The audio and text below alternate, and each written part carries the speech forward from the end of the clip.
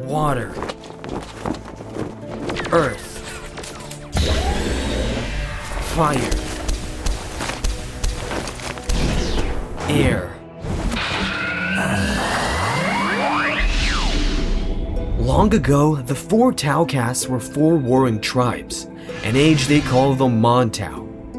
Only the ethereals, masters of the greater good, could stop it.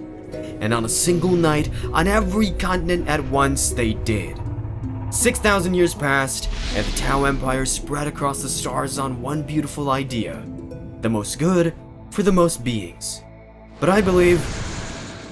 Your instructor stops mid-sentence. 47 6-year-olds turn around, you're holding 2 halves of a portable plasma coil and a face that is trying very hard to communicate that it wasn't you. It was you. Tao don't really do parents. You get a daycare, a group, and a caste, and that is your family situation for life. No mom, no dad, no awkward holidays, no inheritance drama, just you, 47 other kids, and a state-issued sense of purpose from age 0. You were Earthcast. You build things. Well, on schedule, and usually before anyone asks. The other casts, since you're new here, the Firecast are the soldiers. They glare. That's their whole vibe. Asking a fire warrior how his weekend was is considered an act of aggression. The Watercast are the diplomats. They smile so much you forget what you came in for. They could sell a Tyranid a yoga membership. The Aircast are the pilots. You'll meet 6 in your entire life because their bones are basically wet paper. And gravity is, to them, a personal attack. Then there are the ethereals, the rulers, few thousand of them total. Don't make eye contact, don't speak unless spoken to, don't think too hard about why being in a room with one makes you suddenly deeply at peace with all your life choices. What every Tao shares is an ideology, Taova, the greater good, a little on the nose, sure, nobody's rebranding it. The needs of the many outweigh the needs of the few. You build what the Empire needs, don't ask why. You would die for this, cheerfully, without being asked twice. By 14, you're at the academy. Your master is an old engineer named San. He teaches you your neural resonance harmonics, the science of making brains vibrate the way you want them to. He's working on a communion helm. The Vespid are giant insect aliens from a gas giant 3 systems over.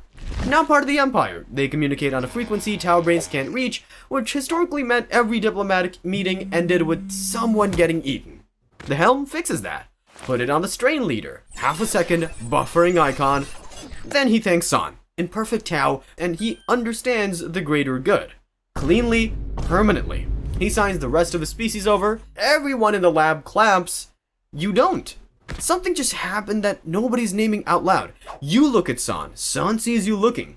He waits until the lab clears. Then he tells you in the voice grown-ups use when they're about to hand you something heavy. Sometimes, the most good thing requires work that doesn't get written down. You do it anyway. Every time. That's the lesson. You file it away. You've promoted! Junior engineer. You cry from pride. Promotion ceremonies in the Empire are 5 hanky events. At 20, the Empire ships you out.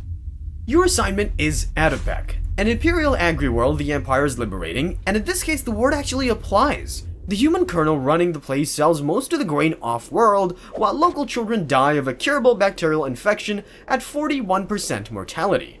The kid you waved at yesterday is not there the next morning. The Watercast arrive first and make an offer. Almost everyone says yes. People who have been watching their kids die don't take much convincing. The ones who say no are the colonel, his commissar, and the dozen who've been getting rich off the commissions. The Firecast handles the ones who say no. You're not told what happens to them. You're an engineer. You land with 8 tons of medicine and instructions to build a clinic in 6 weeks. You build it in 4. 300 beds in a city that was losing track of which kids it could feed. In 1 year, infant mortality drops from 41% to 0. The math worked, and the math working felt like the universe nodding politely back at you. This is the coin in your pocket. This is also when you meet Kale. Kale is 6, sharp eyes. He decides you're the most interesting adult on his planet, which is less of a compliment than you'd think, given his options. He asks if it's true you can build anything. You say yes. He asks you to build him a kite. Yeah, senior engineer and this human kid asks you to build him a kite? No, wait. You build him a kite. It flies for 3 days before it gets stuck on a power cable. You climb up there to retrieve it in front of 14 fire warriors who pretend they don't see you. Kale laughs so hard he falls over. You let him hang around the clinic after that. He hands you tools you didn't ask for, and they're the right tools. You start mentally running numbers on him, training him before you realize you're doing it. Then, one Thursday, a Watercast liaison comes by for integration data. Names for her holdout list, humans the Empire has flagged for re-education. You think about Kale's parents. His father is a former Imperial soldier. His mother teaches the neighborhood kids old Imperial hymns at night. Small things, individually, but left unflagged. Those small things become someone's reason to revolt 20 years from now, and that puts you right back at 41% mortality with extra steps. So you run the math. Put parents into re-education. The brochure says they walk in believing one thing and walk out believing another.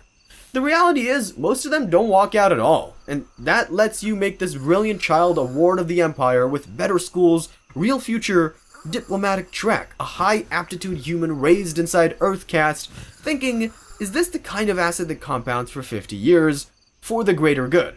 You flag the family. The Watercast handles the paperwork.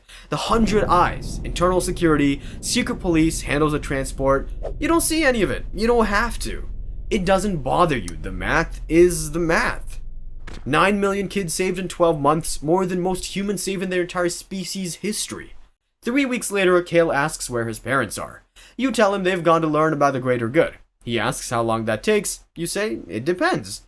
He asks again the next week, the week after. At 9, he stopped asking. You're not sure if he accepted the answer or figured out the real one. You submit a mentorship request. 2 paragraphs of investment math, his test scores, 1 footnote about the kite. Approved. Kale asks about the doors. This re-education facility uses a magnetic seal you designed during your apprenticeship. The doors lock from the outside. Kale asks why. You tell him the residents are citizens who haven't voluntarily embraced the greater good yet. Kale asks if it's voluntarily, why the lock? You don't have an answer. You change the subject. He lets you. He's 9. At 13, Kale wants to be Earthcast like you. You explain that caste is hereditary. He can't. He's human. Then he asks if he can be a diplomat. You say yes, you pull strings, he tops the entrance class by enough that 2 senior officials send you their congratulations. Meanwhile, back on Borkon, San stops showing up to the lab.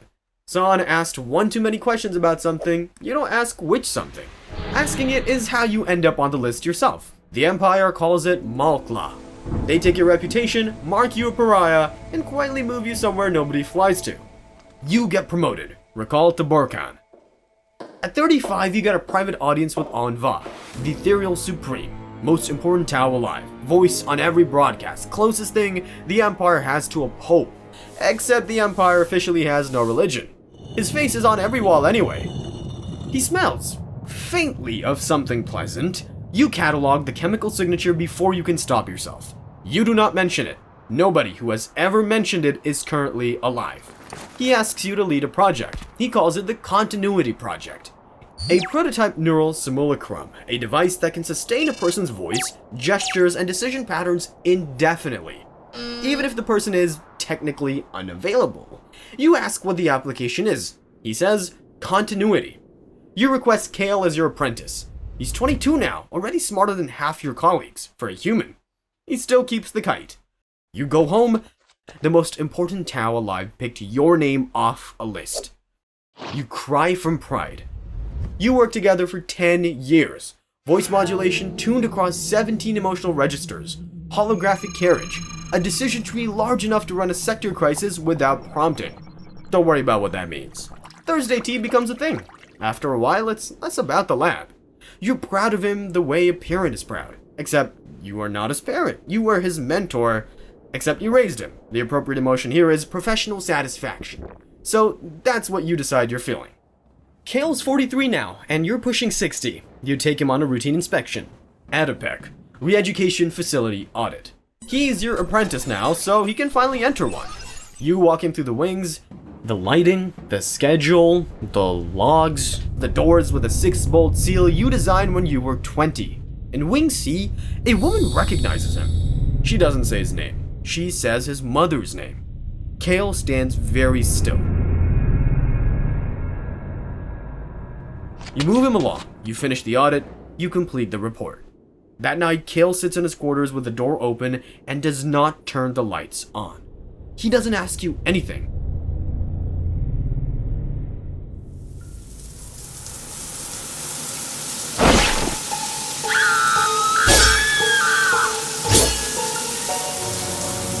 Two years later, Anva dies. A Calexis assassin, an Imperium anti-psyker whose presence shorts out other minds, does what assassins do. The report describes Anva's end as neither swift nor merciful, which is bureaucrat for you don't want the photos. You summoned 4 senior engineers, 2 ethereals. The room is sealed by a 100 Eyes officer who doesn't introduce himself. The Empire can't survive his death right now. The galaxy splitting in half, a warp storm called the Great Rift just tore reality open across the sky, and the Empire needs his face on every channel telling everyone it's fine. You're asked to keep him running. You don't ask how long, you ask what voice register he was using in his last broadcast, so the transition is seamless. You maintain a dead man for the next 2 years. You're better at being him than he was. You give him fewer threats and more aphorisms. The polls, which the Empire pretends not to run, are kinder to him than they've been in decades. Kale searches old records in his off hours. Because you check his terminal logs. He finds the Adipec integration data. His parents on the holdout list, flagged by the junior engineer on site, your name in the field. He comes to the lab that night and sets the printout on your bench. You don't lie. You don't apologize. You explain it the way you would explain any engineering decision. His parents were flagged risks. Flagging them put him on the mentor track, the diplomat career, the life he has. You made a call on his behalf before he was old enough to make it himself. The outcome was good, the math was correct. He leaves the next morning for a diplomatic consult. You don't think anything of it. He's done solo outer ring trips before. But this time, he doesn't come back. You still don't fully understand what he was upset about. Tao don't walk away from a correct answer. The kite is missing from the workshop wall. You raised him Tao, but he's not Tao, and that's something you keep forgetting. 2 weeks later, the watercast files his absence. By then, he's in Enclave space. 2 years pass. Kale resurfaces in the far side Enclaves, the only Tau territory outside the Empire's control, founded centuries ago by Commander Farsight, the most decorated Firecast hero the Empire ever produced, who looked at the Ethereals one day, ran the math, and walked away. The Empire pretends he doesn't exist. Everyone else pretends with them. Kale becomes a known voice there. He doesn't go public with what he knows about Anva. You decide that means he's planning something larger. You're 70 now, top rank. You've built a smaller, field-deployable communion helm for human officers asking the wrong questions. You've refined the Tranquility wafer issued to human helpers. Adipec's demographic logs report a 30% drop in human birth rates over 12 years. Probably unrelated. Then the 100 Eyes pull you in for a briefing. A Farside Enclave strike team is moving on Borkan. Target the central broadcast spire, the system that beams the Anva hologram into every public address across the Empire. They're going to switch them off, mid-address, live. A broadcast that cuts can be spun. A delay can be blamed on equipment. An ethereal supreme who vanishes mid-sentence in front of 100 million Tau during a greater good speech, that is footage the Empire does not survive. You knew Kale was leading it before they finished the briefing. You trained him on broadcast systems, you wrote the architecture he plans to exploit. You know which entry point he'll use because you taught him which entry point you would use. The 100 Eyes ask for your recommendation. You don't recommend interception, he's too good. He'd see it coming and reroute. Once he reroutes, you've lost him forever. You recommend they let him reach the spire, you'll be there, you'll handle it. They give you a sidearm, you've never held one. The strike team breaches at noon. 6 Enclaves, Fire Warriors, and Stealth Pattern Armor up through a maintenance shaft you signed off on decades ago. Anva is 15 minutes into a greater good speech projected into every plaza on Borkan. Pulse fire fills the corridor. The 100 Eyes outnumber them 2-1, and the floor goes slick inside the first minute. But the Fire Warriors aren't here to win the building, they're here to buy Kale 90 seconds. Kale moves behind them. He's still carrying the diplomatic credential he never returned to the Empire, and when he passes the secure doors on the upper floors, they read his ID and open for him exactly the way they were designed to. From there, it's just memory. The camera blind spots you walked him past during inspections, the maintenance routes he learned in your old simulations, the lift override he saw you use 100 times He knows it all like the back of his hand. He reaches the spire chamber. He sees you, you see him. He doesn't stop. He moves to the access panel and starts pulling the core protocols. Once they're gone, the spire goes dark for good, and Anva vanishes from every podium on the planet mid-sentence. 8 seconds to a clean break. You raise the sidearm. 6. Your hands are steady, which surprises you, and you decide it shouldn't. 2. You fire once. Kale falls. The broadcast continues. The Anva hologram doesn't miss a syllable. Across 100 million plazas, the greater good speech rolls on exactly the way you designed it to. Nobody outside this room ever knows it nearly stopped. The Empire stands. You saved it. You choose the greater good. You go home, you walk back into the workshop, sit at the console, and start a new project. It takes you 4 months. When you're done, the Kale simulacrum activates. Same care you gave Anva. Voice modulation, conversation patterns, 17 emotional registers. You drink tea with him every Thursday for the rest of your life. The kite hangs on the wall behind him, where it belongs. You did it all. For the most good, for the most beings, for the greater good.